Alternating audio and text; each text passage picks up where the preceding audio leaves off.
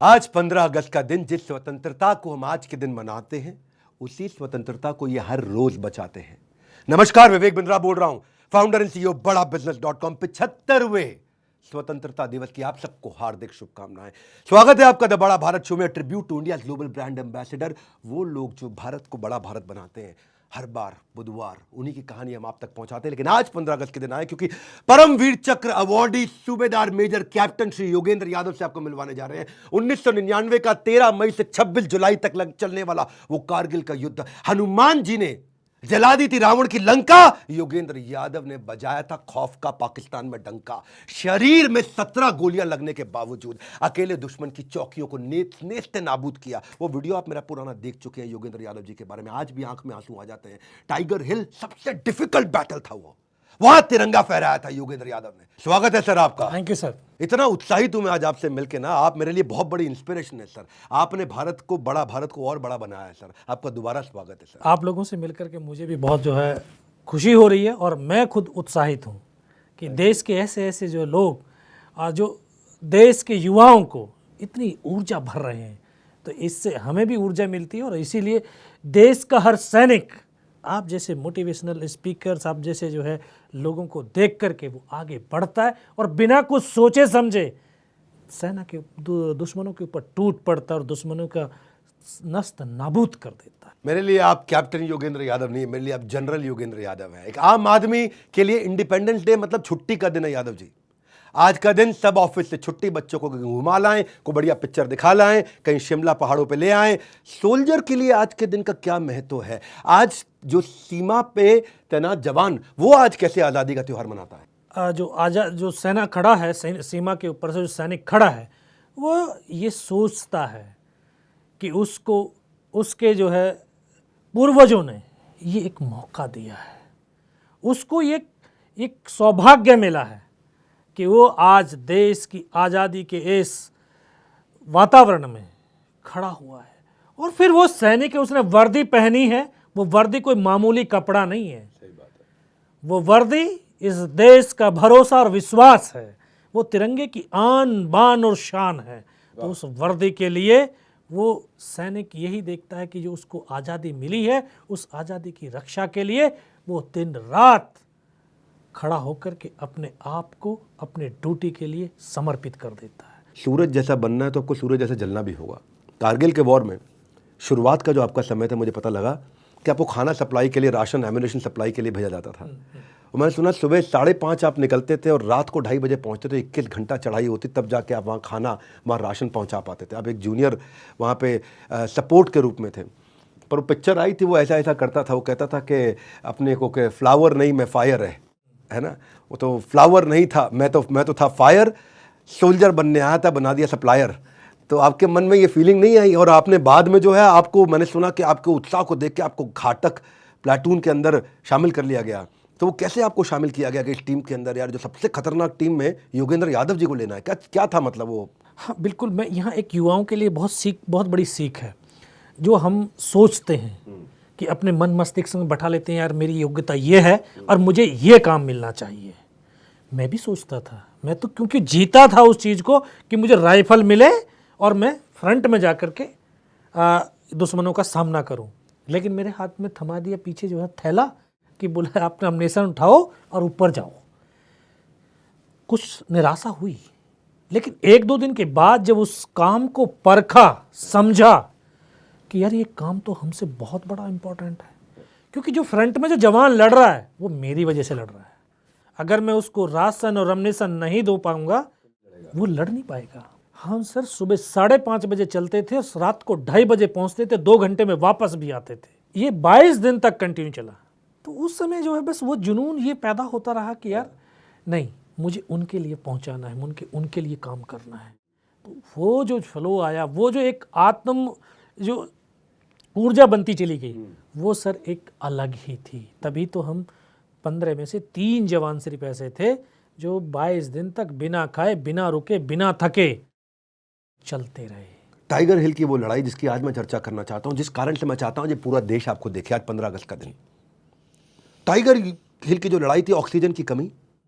दूसरी चीज, steep decline, ऐसा 90 डिग्री की पहाड़ी, तीसरी चीज 16,500 फुट, थोड़ा और चढ़ते तो 8848 की हिमालय पर्वत की हाइट भी पकड़ लिए होते, मतलब 5,500 मीटर तो मुझे लगता हो ही गया होगा।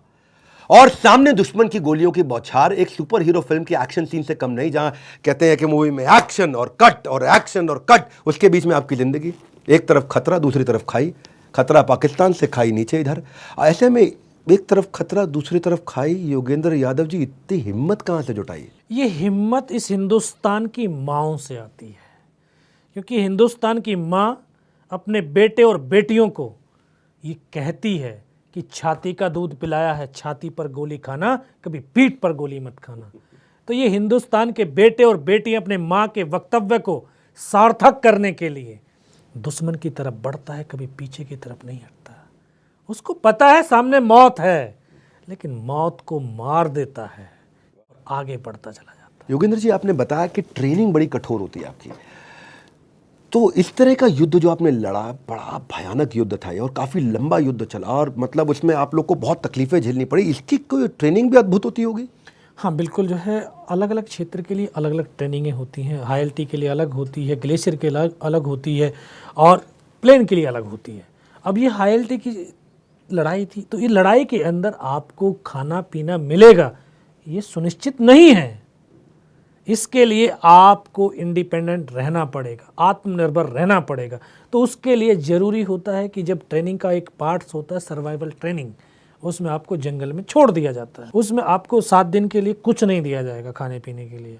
आप जंगल में जाओ, आपको सर्प मिलता है, सर्प को खाओ, जो और चीज़ें मिलती हैं उनको खाइए। तो पहले बता दिया जाता है, ये सर्प दिखा दिए जाते हैं, यार इस तरह का सर्प होगा तो इसमें इतना जहर होता है, इतना काटना है, इसको आगे से पीछे से इतना काटोगे, बीच का बचेगा, ये इसमें कोई जहर नहीं है, इसको भूनो, खाओ, जियो। तो इस तरह की जो ट्रेनिंग है ये एक युद्ध के दौरान उसको काम आती है। सर्वाइवल ट्रेनिंग आपने भी ली थी ऐसी ट्रेनिंग? ट्रेनिंग लिया था हमने। आपने क्या खाया उस 7 दिन में? उस समय सर्प ही खाने का मौका मिला। वाह वाह, विश्वास नहीं होता है। अब विश्वास से कहते हैं कि विश्वास में आस है तब तक, जब तक आस है तब तक आपकी सांस है। अमिताभ बच्चन की पिक्चर आई थी दीवार, उसमें 786 नंबर का बिल्ला था, उसमें उसको गोली लगी, बच गया। मैंने सुना आपकी जेब में 5 रुपए का सिक्का था, उस पर जब छाती पर गोली मारी तो आप बच गए। तो 5 रुपए के सिक्के की कहानी, वो जो पाकिस्तानी सोल्जर ने आपकी छाती पे जो गोली मारी थी और जब 5 रुपए के सिक्कों से आपकी ज़िंदगी बची, पहले तो पूछना चाहता हूँ, थोड़ा कहानी सुनाइए क्या थी, और दूसरा 5 रुपए के सिक्के कहाँ हैं आज? वो नहीं, वो सिक्के तो अभी नहीं हैं। 5 रुपए के सिक्के थे। उस सिक्के की कहानी है क्योंकि सबसे जूनियर सिपाही था मैं। अच्छा। उस टीम का सबसे जूनियर। तो जो लड़ाई से पहले कुछ दिन जब हमें रिहर्सल का और मेंटेनेंस का समय मिला था, तो जो आपस में बैठ कर के जो हमारे साथी थे वो ताश खेलते थे, पत्ते खेलते थे। तो ऐसी शर्त लगती थी कि बोला भाई, हाँ ये बिस्कुट का पैकेट जीता हमने। अब जूनियर था, बोला लेकर क्या कैंटीन से बिस्कुट का पैकेट, हमने पहले ला करके रखे थे। हम तो कहते, बोला भाई 5 रुपये फेंको, ये बिस्कुट का पैकेट। तो वो बिस्कुट का पैकेट देते थे, 5 रुपये लेते थे। अब वो 5 रुपये इसलिए इकट्ठे हो रखे थे कि टाइगर हिल पर लड़ करके जब लड़ाई लड़ेंगे और वहाँ दुश्मन मारेगा तो ये सिक्कों उस समय बचाएंगे, ये पता नहीं था। लेकिन बचा भी क्यों? कहते हैं कि ये देश भारत माँ बोलते हैं। बोला ऐसे नहीं बोलते, ये मिट्टी और कंकड़ वाली ज़मीन नहीं है, ये सजीव है। माँ भारती अपने बेटों की वीरता, शौर्य और पराक्रम को कभी दफन होने ही नहीं देती है। किसी न किसी एक को जरूर माध्यम चुनती है, और शायद इस माँ भारती ने मुझे वो माध्यम चुना होगा, तभी तो उसने जब गोली चलाई तो जाकर के वो सिक्कों से ही टकराई। आपके शरीर को नहीं छुई? शरीर को नहीं छुई। फिर भी 17 गोलियां तो आपको लगी। ये तो मतलब कैसी कबड्डी आप खेले, हु तू करके छू के आप उनको आ गए, अनबिलीवेबल है। योगेंद्र जी, एक जो आम आदमी है ना, मैं भी कंपनी चलाता हूँ, हमारे ऑफिस में आज कई एम्प्लॉयज़ हैं, भगवान की कृपा से बहुत अच्छे एम्प्लॉयज़ हैं हमारे, लेकिन फिर भी मैं देखता हूँ साधारण आदमी का पेट खराब हो जाए, सर दर्द हो जाए, तो वो डॉक्टर की गोलियाँ खाता है। आपने दुश्मन की 17 गोलियाँ खाई हैं जी, और वो आपको अपने मकसद से नहीं हिला पाई। मैं ये कहना चाहता हूँ कि इतनी मुश्किल के पलों में आप इतने मजबूत कैसे बने कि 17 गोलियों के बावजूद आप दुश्मन को छोड़े नहीं, इधर बंकर फोड़ उधर बंकर फोड़, कैसे किया आपने ये? एक तो ट्रेनिंग थी हमारी ट्रेनिंग का जो जुनून है उसमें जुनून पैदा कर दिया जाता है। दूसरा एक इन्वायरमेंट जो होता है, एक सैनिक भी उसी माँ की तरह देखता है, माँ की तरह सोचता है, माँ की तरह करता है। जिस तरह से एक माँ बाहर है और घर के अंदर बच्चे कमरे में आग लग जाए, उसका बच्चा अंदर है, तो माँ कभी ये सोचेगी नहीं कि मैं जल जाऊंगी, वो कूद जाएगी कमरे के अंदर और वहाँ से बच्चे को निकाल पाती है। तो जो हमारा सैनिकों के साथ जो एक आत्मिक लगाव होता है, आपस में इंटरपर्सनल जो रिलेशनशिप इतने गहरे होते हैं, तो उस इंटरपर्सनल रिलेशनशिप में जब एक साथी को अगर गोली लग गई है तो वो रोता नहीं है, बल्कि बदले की आग में जलता है और घुर्रा करके शेर की तरह उनके ऊपर झपट्टा मार करके उनको बर्बाद कर देता है। योगेंद्र जी कहते हैं कि रेजिमेंट में ना सबके सब, आपने बताया एक फैमिली की तरह इंटरपर्सनल रिलेशनशिप की आपने बात करी, आपने बोला आपस में आत्मीय संबंध होता है तो मिल करके युद्ध करते हैं। वैसे तो एक उंगली भी अगर जख्म हो जाए तो पूरे हाथ को दर्द होता है, और अगर एक सैनिक अगर शहीद हो जाए तो पूरे रेजिमेंट को दर्द होता है। 527 सैनिक हमारे शहीद हुआ। 15 अगस्त के दिन उनको याद करना चाहिए, प्रणाम करना चाहिए उनको। मैं ये पूछना चाहता हूँ, अपनी आंखों के सामने अपने कई दोस्तों को खोते हुए देखा, उनके शव को पीछे छोड़ करके आप दुगनी ताकत के साथ दुश्मन से लड़ने का इस हिम्मत को जुटाते कैसे थे? जो एक मैं आपको बताया कि जो हमारी आत्मिक जो लगाव है, एक जो हमारा आपसी संबंध इतने गहरे हो जाते हैं, बहुत गहरे होते हैं। तो मैंने तो उन पलों को जिया है जो लोग फिल्मों के अंदर देखते हैं कि गर्दन कटती है धड़ चलते हैं, मैंने उन पलों को भी जिया है। मैंने उन पलों को भी जिया है कि एक सैनिक का एक अंग कटता है लेकिन अंग की परवाह नहीं करता, फिर भी एक हाथ बचा है तो एक हाथ से राइफल लेकर के वो आगे की तरफ बढ़ता है। मैंने उन पलों को जिया है कि मेरे सामने मेरा साथी मेरे फर्स्ट एड कर रहा है और यहाँ पे उसको गोली लग रही है, इधर से खून की फुहारें छूटते हुए पीछे की तरफ लेटता जा रहा है। मैंने उस पलों को भी जिया है कि मेरी बगल में बैठा मेरा ट्रेनिंग का साथी, जो मेरा ट्रेनिंग का रूममेट था, और उसकी आखिरी शब्द क्या सुन पाता हूँ और उसको सीने में से प्रश्न लगता है, यहाँ से खून की फुहारें छूटती हैं, वो मेरे गोद में आकर के लेट जाता है। तो जो ये जो साथी है, जब एक घर का एक परिवार होता है, परिवार का एक कोई सदस्य शहीद हो जाता है, मर जाता है, तो पूरा सिविल परिवार रोना धोना शुरू करता है, लेकिन हमारा फौज का सैनिक रोता नहीं है, वो रुला देता है, वो रुलाता है दुश्मन को, उनका बदला लेने की चेष्टा करता है और आगे बढ़ता है। वही हमारे देश की सेना के सैनिकों की वो ताकत, वो सोच है कि वो सोचता है कि चाहे शरीर गोलियों से छलनी क्यों ना हो जाए, अगर रक्त का एक कतरा भी बचेगा और आखिरी सांस भी बचेगी तो वो सरजमी को छोड़ेगा नहीं। ये ताकत है हमारे देश की सेना की। तो हम भी उसी सेना के सैनिक थे, तो हम कैसे अपने बुजुर्गों के उस वक्तव्य को, उस वीरता को, शौर्य को धूमिल कर सकते थे। आपको उसके लिए परमवीर चक्र भी मिला और मिलना भी चाहिए था, पर मैंने सुना परमवीर चक्र आपके लिए एक प्राइज से ज़्यादा एक सरप्राइज था, क्योंकि जो अनाउंसमेंट हुआ था वो था मरणोपरांत दिया गया, जबकि आप हॉस्पिटल में थे, तब रिकवर हो रहे थे, आप जीवित थे। जी बिल्कुल। तो वो एक्सपीरियंस कैसा रहा कि वो प्राइज और सरप्राइज के बीच में, जब आपको क्या लगा कि भाई ये तो मरणोपरांत दिया जा रहा है, मैं जीवित हूँ, ये किसी और को दिया गया, क्या हुआ है? हाँ बिल्कुल, जो है 14 अगस्त 1999 को टीवी के ऊपर हमने 9:15 बजे के जो समाचार सुना, तो उसमें था कि 4 कारगिल में परमवीर चक्र दिए जा रहे हैं, जिसमें से एक योगेंद्र सिंह यादव मरणोपरांत 18 कैनेडियर। तो एक मेरा साथी था मेरे नाम का, तो हमने सोचा कि हमारे साथ युद्ध लड़ने वाला कम से कम एक सैनिक को परमवीर चक्र मिला है, ये हमारे लिए बड़ी गर्व की बात है। रात को बड़ी खुशियाँ मनी, सो गए हम। रात को 2 बजे के आसपास में नर्स आई, आकर के जगाया उसने, बोला आप अपना नाम बताइए, अपना नंबर बताइए। मैं कहा मैडम बेड कार्ड लगा हुआ है, इसमें नाम भी लिखा, नंबर भी लिखा, सब कुछ लिखा हुआ। नहीं आप बताइए। मैं बताया, उनको बताने के बाद में 1 घंटे बाद फिर आई, बोला अपने परिवार की डिटेल दो। फिर मुझे कुछ शंका हुई, मैं कहा शायद हो सकता है मेरे परिवार में कोई घटना घटित होगी है। फिर वो सुबह 4 बजे आई, बोलती है चीफ ऑफ आर्मी स्टाफ आपसे मिलने के लिए आ रहे हैं। किस लिए? बोला वो मुझे नहीं पता, आप दाढ़ी बना लेना, क्योंकि दाढ़ी बड़ी हुई थी। मगर एक हाथ से मैडम दाढ़ी नहीं बनती है, मगर बार बार आएगा तो जब वो बनाएगा। तो नवा धुआ करके हमको जो है वहाँ बैठा दिया, चीफ का इंतज़ार करने लगे। 9 बजे चीफ साहब आए, आकर के उन्होंने जो है पीठ पर थपथपाई, बोला मुबारक हो। मैं किस बात की सर? बोला परमवीर चक्र मिला है। मैं कहा सर मैं तो जिंदा हूँ, मरणोपरांत मिला था। अरे वो आपका था। रात भर ढूंढते रहे कि यार इस नंबर वाला आदमी, ना तो उसकी लाश मिल रही है और ना वो जिंदा कहीं मिल रहा है। फिर हमें पता चला कि रात को हमें 2:30 बजे पता चला कि बेस हॉस्पिटल दिल्ली कैंट में वो बंदा है। अग्निपथ स्कीम चल रही है, उसको लेके बहुत बवाल मचा हुआ है। और कैप्टन योगेंद्र सिंह यादव का क्या विचार है अग्निपथ स्कीम को लेके? एक हिंदुस्तानी सैनिक का पहला कर्तव्य क्या होता है? दुश्मन को मारना या अपने साथियों को बचाना? 17 गोलियां लगने के बाद आपने कितने दुश्मनों को उड़ाया उस समय? युद्ध के दौरान क्या कभी कभी गोलियों के साथ गालियां भी काम आती हैं?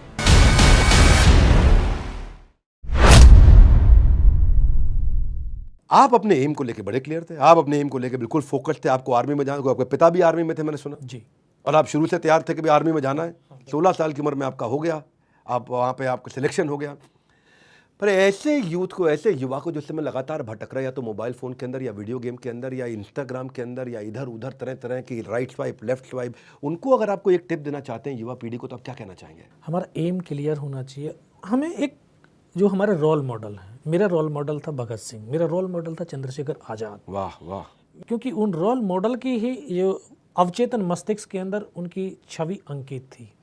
आप जो बनना चाहते हो, आपने जब तक वो आपका आदर्श की छवि आपके मन मस्तिष्क के अंदर नहीं अंकित होगी, नहीं छपेगी, तब तक ये बॉडी का जो हार्मोन्स है, बॉडी की जो विचार है, सोच है, व्यवहार है, ये बदल ही नहीं सकता, ये चल ही नहीं सकता।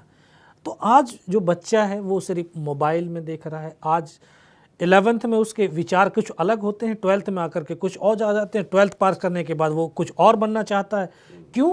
क्योंकि आज तक पेरेंट्स ने भी और बच्चे ने भी अपने गोल को निर्धारित ही नहीं करा, अपने एक आदर्श को समझा ही नहीं है।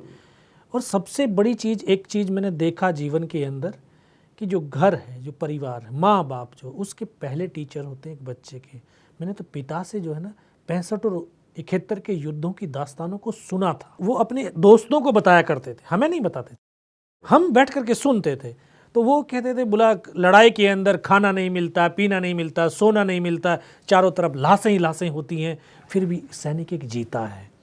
तो तभी एक मन के अंदर विचार पैदा हुआ कि यार पिता जो कह रहे हैं क्या ये सत्य है, इसको यार जीना चाहिए। तभी फिर एक सैनिक की छवि मेरे मन मस्तिष्क के अंदर छा गई, फिर मैं जीने लगा। योगेंद्र जी, ये जो मैसेज दिया ना अपने रोल मॉडल का, ये एक फ्रेमवर्क है। आज हर बच्चे को एक सवाल पूछना चाहिए, तुम्हारा रोल मॉडल कौन है? उसको अपने आप से सवाल पूछना चाहिए, मेरा रोल मॉडल कौन है? ये रोल मॉडल आपने एक बड़ा फ्रेमवर्क दे दिया है। मैं भी आज अपने आप को सोचने लगा हूँ वापस, कौन रोल मॉडल होना चाहिए। बहुत बढ़िया। एक रैपिड फायर राउंड की तरफ चलूंगा, उससे पहले एक छोटा पॉलिटिकल क्वेश्चन अगर आपको ठीक लगे। एक अग्निपथ स्कीम चल रही है, उसको लेके बहुत बवाल मचा हुआ है और जहाँ कुछ लोगों को ने इसका बड़ा स्वागत किया, कुछ लोगों ने इसकी आलोचना भी करी है। तो योगेंद्र सिंह यादव, कैप्टन योगेंद्र सिंह यादव का क्या विचार है अग्निपथ स्कीम को लेके? ये अग्निपथ अभी देश के लिए सही नहीं है, क्योंकि 4 साल का जो एक रखा है इन्होंने, वो 4 साल के अंदर एक नया बच्चा 6 महीने की ट्रेनिंग करने के बाद उसके पास 3.5 साल बचते हैं और फौज की सिखलाई तो 28 साल करने के बाद में भी पूर्ण नहीं हो पाती है। तो हम 3.5 साल के अंदर वो बच्चा छुट्टी भी काटेगा और उसके 2.5 साल के आसपास उसकी सर्विस बचेगी। 2.5 साल में उसका सोच क्या होगी कि यार मुझे तो वापस जाना है। तो आपको लगता है समय कम है? समय कम है, समय कम है, पूरी तरह डेवलप भी नहीं होगा और कंट्रीब्यूट करने का समय आएगा तब तक वो बाहर हो जाएगा।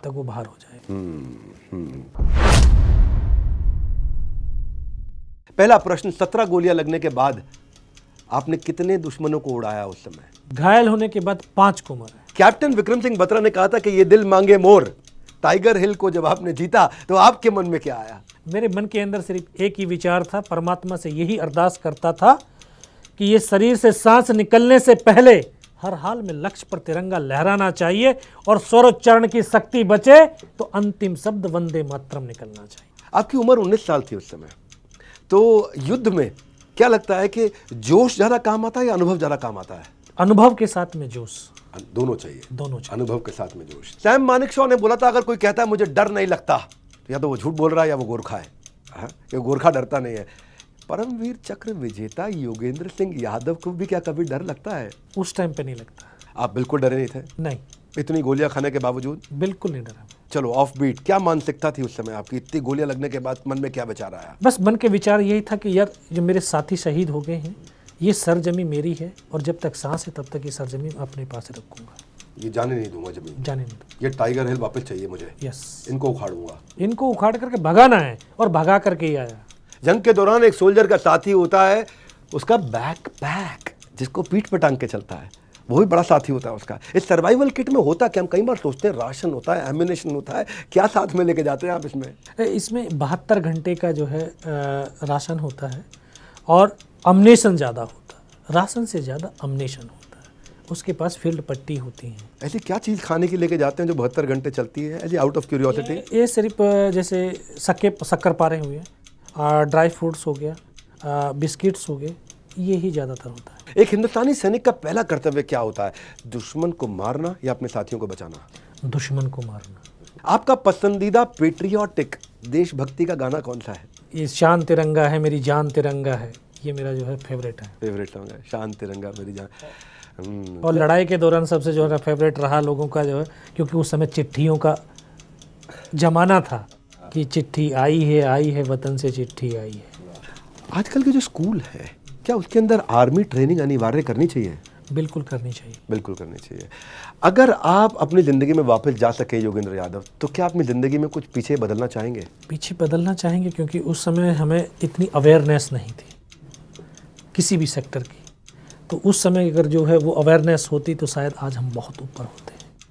वाह वाह वाह। ऐसी कोई बात जो आज भी योगेंद्र सिंह यादव को दुख पहुंचाती है?